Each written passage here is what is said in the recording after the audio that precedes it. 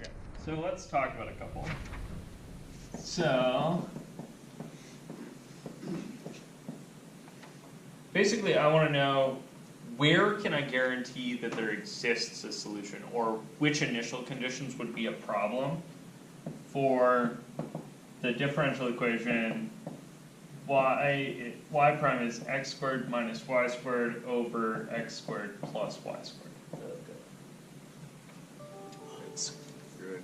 Okay, so what I'm asking, the question I'm asking is, when wouldn't you have a solution to star? So, when couldn't you solve it? What initial conditions would be a major issue?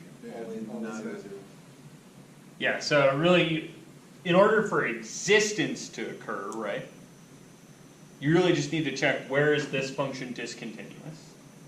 So, in terms of discontinuous, you guys all know, you're like looking at this, you're like, dude, that's an algebra 2 question. Just look for dividing by 0. Yeah. So, when am I dividing by 0? Well, I'd be dividing by 0 when x squared plus y squared is 0, which you'll recognize as a circle of radius 0. It's just a single point, which is ridiculous. Yeah, so that's the point, 0, comma 0. So my diagram for this one would look like this. I have kind of okayness and a problem here. So if I... It would be infinite everywhere else. Yeah, so this runs off to infinity in every other direction. But specifically this means if I have a point over here, say my initial condition is something like y of 2 is 1.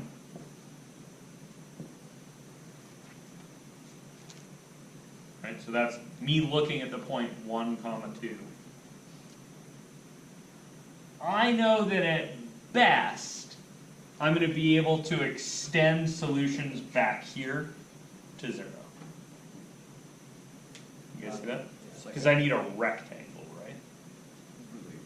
So you're not going to be able to draw something that goes like this and guarantee it exists because that rectangle runs out of space there. You guys see that?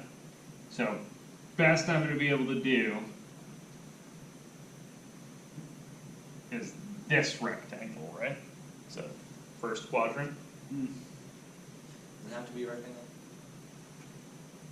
Or square. I mean, a square is just a rectangle with the insides. So, I'm thinking, the whole plane, except for 0, 0. But,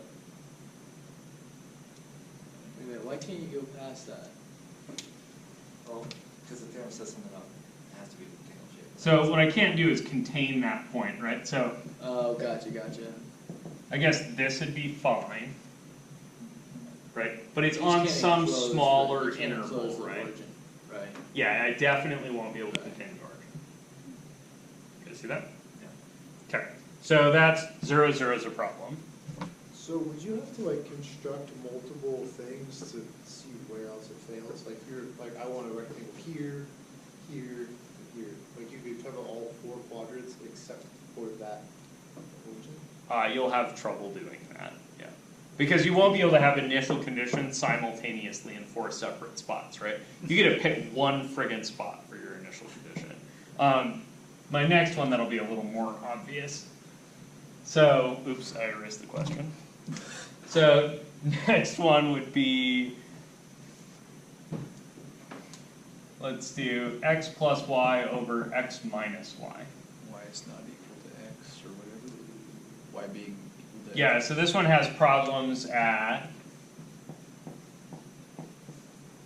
y equals x. Right, so in terms of a picture, you have this whole line of an issue. And the negatives, right? So if your initial condition's on this side, I'm getting up here. Right, whatever solution you got, you might be able to guarantee it exists in some subinterval here. you can get away with this, right? But you're not gonna be able to get across this line. So if your initial condition's over there, you don't know anything about over here. If your initial condition's over here, you don't know anything about over there. Does that kind of make sense? So this would give you a like, okay, if my initial condition's over here, I know that I can't make predictions about, in this case, it'd really be like, okay, if my initial condition's at positive time, I know that I can't make predictions about negative time. Like I can run it forward and I can run it back a little bit in the past from where I started, but I can't run it too much back. You guys see that?